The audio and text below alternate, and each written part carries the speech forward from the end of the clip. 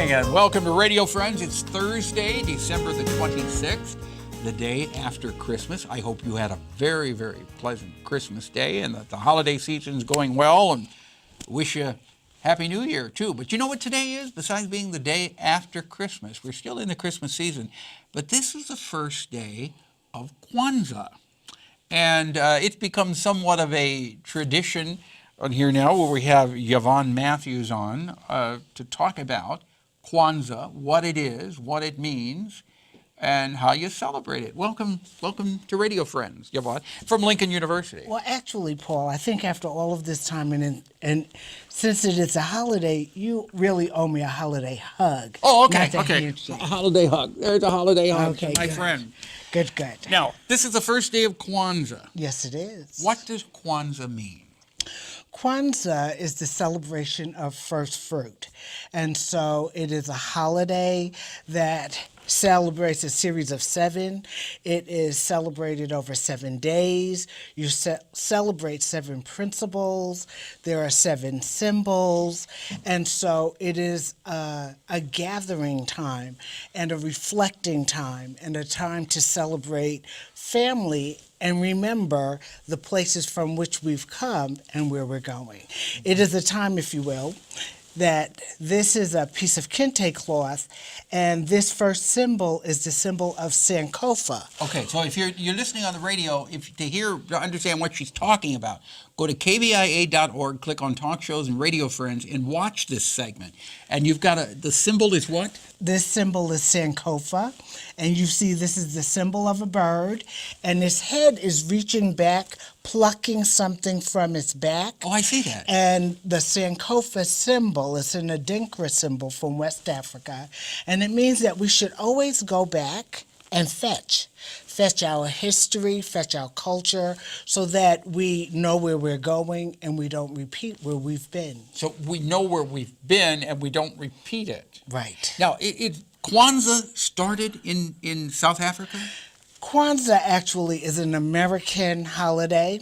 You can tell that by, now the word Kwanzaa and the elements of Kwanzaa were established in or taken from the continent of Africa, from different places in Africa. For example, the language is Kiswahili, and the word Kwanzaa doesn't come from the southern portion of the continent, but in other places, and they have a first fruit celebration. But this is an American holiday? But it's an American holiday because on the continent of Africa, the word Kwanzaa is Kwanzaa, and in America, our celebration is Kwanzaa. Oh. And the lore behind the holiday says that when Maulana Karenga, who developed this celebration, tested this with some children, they said, well, Dr. Karenga, if you have 7 principles, 7 days, 7 candles, why not have the word have 7 letters? So you put in the extra... And in the spirit of self-determination, he added the A, and that's an American celebration. Okay, so it's got 3 A's. But now here you have 1, 2, 3, 4, 5, 6 You weren't candles. supposed, that candle that's missing was hidden. You weren't supposed to point that out.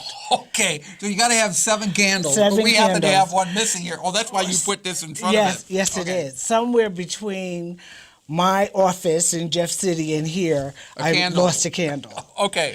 But you have 7 candles. Do you light a candle each day? And you light them in this order. Today is the day we celebrate unity. And that's the first candle. And so you light the first candle.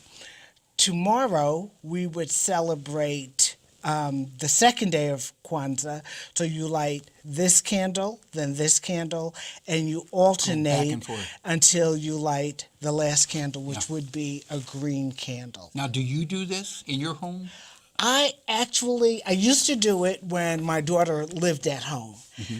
I do Kwanzaa celebrations at church, at work, in the community. And so I have a Kinara, but it's just me. So I don't always just light the candles. A but Kinara. I do it. This is called a Kinara? The candle holder. I have the candle holder, the candles, and I sometimes I will light candles if I have people over. But I do it at church. And so I save up my energy for doing it, a celebration at church, which will be this Sunday. Okay. And so we will, at our 10:30 celebration, At which we will church? have at St. Paul AME Church on the corner of 5th and Park at 10:30. We will have a Kwanzaa celebration. And anybody can come. And anybody The can doors come. are wide open to anyone. Doors are wide Now, open. what is the symbol of, what is this symbol? This is a... These are things that I use to decorate the table. gourd. This is a gourd, and it was grown at Lincoln University on our farm. And so it's one of I have a collection of gourds. So I use them to celebrate my table. Now, just to the left here, we have a statue. Tell me about it. And the statue, may I go back? As I said, there are 7 symbols, and some of the symbols are a unity cup. You're supposed to have fruits and vegetables, so they symbolize the crops. The statue you see has vegetables in that basket, bananas and watermelons, some of the fruit brought over to America from the continent of Africa. So I just thought it was a nice piece that pulled together their collective work and responsibility, their cooperative economics because they're sharing, their beauty. Kumba is creativity and beauty. And then the last principle of Kwanzaa is faith. So keep in mind, anybody can celebrate Kwanzaa. It really is about making the best of your life, what you've had, and what you have to look forward to.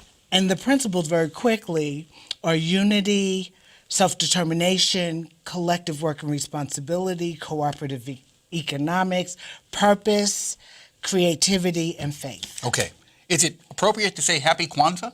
It's very appropriate. All right. Happy Kwanzaa to you, Yvonne.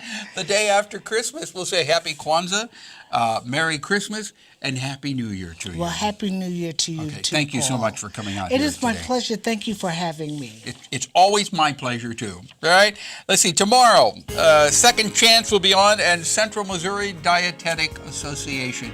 And if you want to find out more about Kwanzaa, you can go Google it, right? Yes, you can. And you'll find out all the information that we couldn't get in today. I want to remind you, our program directed by Travis McMillan of the Reynolds Journalism Institute. Audio is Pat Akers from KBIA. Our floor director is Sifan Oyung, and our assistant producer and guest coordinator, Uncle James Mauser. And if there's something that you would like to hear or see on the air, drop me an email, pepperp@missouri.edu.